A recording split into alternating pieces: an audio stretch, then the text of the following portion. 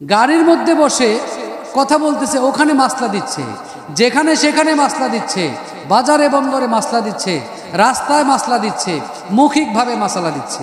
ভাই, মৌখিকভাবে যে আপনি মাসালা দিলেন, উনি যা আপনাকে বলেছে একটু পরে কথাটা একটু বাড়ায়া বলবে, আপনি কি করবেন? হুজুর তো এটা বলছে, আবার কথা কমায়া বলবে।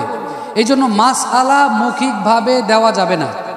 আমাদের পূর্ব উলামায়ে কেরামদের যতগুলো খাসিয়ত ছিল, এর মধ্যে অন্যতম একটা খাসিয়ত ছিল, ওনাকে মাসআলা জিজ্ঞাসা করলে উনি বলতো যে আমি মাসআলা জানি না, মাসআলা ওই হুজুরের কাছে যান। ওই হুজুরের কাছে গেলে বলতো অমুক হুজুরের কাছে যান, অমুক হুজুর বলতো অমুক হুজুরের কাছে যান। মানে একজন আরেকজনের কাছে পাঠাইতো। কেন? ওনাকে প্রাধান্য দিত যে আমার তুলনায় উনি বড় আলেম, উনি মাসলা বলেন। আর আমাদের সমাজের অবস্থা হলো যে আপনারা দুইজন একসাথে বসে আছেন, পাবলিক একজন এসে মাসলা ওনারা জিগাইল যে ভাই মাসলাটা বলেন, পাশে আরেকজন বসে আছে, ওনাকে কিন্তু জিগায় নাই, উনি জানেও না, উনি মাসলার উত্তর দিয়ে দিতেছে। মাসআলার উত্তর দেওয়া যে কত বড় সেনসিটিভ ব্যাপার। কেন সেনসিটিভ ব্যাপার? গতকালকেও একজন আসছে, ওনার স্ত্রীর সাথে উনি এখানে করেছেন, জেহার করেছেন, নিজের স্ত্রীকে মা বানাইছেন। এখন জেহারের মাসআলা কি? আমরা বলছি আপনি মাসআলা লিখে দেন, কারণ একরকম বলবেন, পরে আমি আরেক রকম বলবেন। লেখা নিয়ে আসেন, আর যে ঘটনা ঘটাইছে তাকে নিয়ে ফতোয়া পড়ে আসেন। এই জন্য মাসআলা যেখানে সেখানে বলা যাবে না। আপনারা ফতোয়া বোর্ডের প্রতিনিধি, আপনার সাথে ফতোয়া বোর্ডের ইজ্জত জড়িত, আপনার সাথে ফতোয়া বোর্ডের আগামী দিনের ভবিষ্যৎ জড়িত। আপনি সারা বছর 10টা মাসআলা দিলেন, 10টা মাসআলাই আপনার জন্য যেটুকু সুনাম হবে, একটা মাসআলা যদি ভুল দিতে পারেন, পুরা যে 9টা দিয়ে যে সুনাম অর্জন করেছিলেন ওইগুলো সহ, ফতোয়া বোর্ডের আগের যেগুলো আছে সম্মান, ওইগুলো সহ আপনি নদীতে ভাসা যাবেন, একটা মাসআলা ভুল দিয়ে দিলেন। এটা তো দুনিয়াবি ক্ষতি। দুনিয়াবি ক্ষতি ছাড়াও তো যদি একটা তালাকের মাসলা আপনি ভুল দেন, তালাক হয়ে গেছে, আপনি বললেন তালাক হইল না, তাহলে এরা তো হারাম সংসার করতেছে। এই হারাম সংসারের গুনার বাগিদার তো আপনি আগে হবেন। অথবা তালাক হয় নাই, আপনি বলতেছেন তালাক হয়ে গেছে, তার ছোট্ট বাচ্চা আছে, তার সংসার আছে, এই কারণে তাদের ফ্যামিলি ভেঙে চলে গেছে।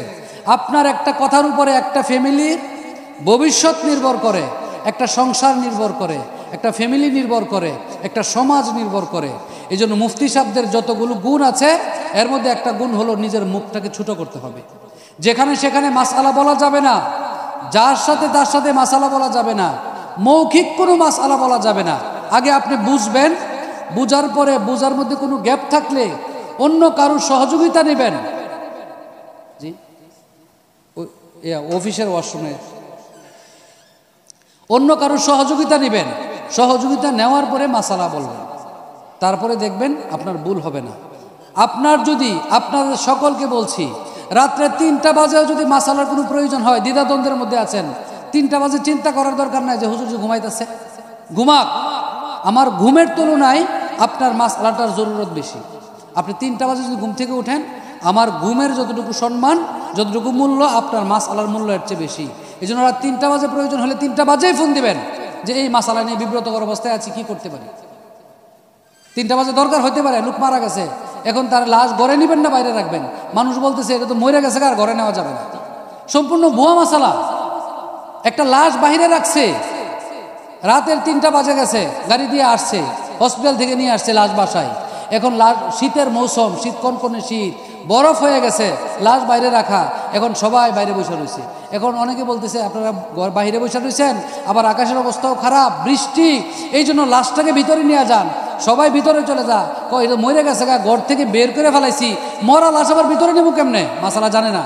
এই জন্য লাশটাকে বৃষ্টির মধ্যে, উঠানের মধ্যে ফালায় রাখছে। আপনারা সোশ্যাল মিডিয়াতে দেখেন নাই? তখন দেখা ওখানে আমরা কি বলেছি, এরা মাসলা জানে না। যদি মাসলা জানতো, এরা বলতো লাশ সামনে বৃষ্টির মধ্যে থাকলে লাশের কষ্ট হবে, এই জন্য বাইর থেকে নিয়ে লাশ ঘরে নিয়ে যাও, কোনো অসুবিধা নেই, লাশ ঘরে নিতে কোনো অসুবিধা নাই। আর এরা নিল না কেন? এই মাসলা জানে না।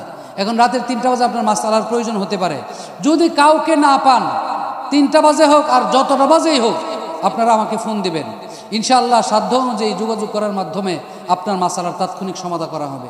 এবং না যাই না আন্দাজে কোনো মাসআলা কোনোদিন বলবেন না। আপনার সাথে ফতোয়া বোর্ডের ইজ্জত জড়িত, আপনি বাধাগ্রস্ত হবেন তো আপনি খালি হবেন না, ফতোয়া বোর্ড হবে। এই জন্য আপনি নিজে আগে বাঁচবেন, ফতোয়া বোর্ডকে বাঁচাবেন ইনশাআল্লাহ।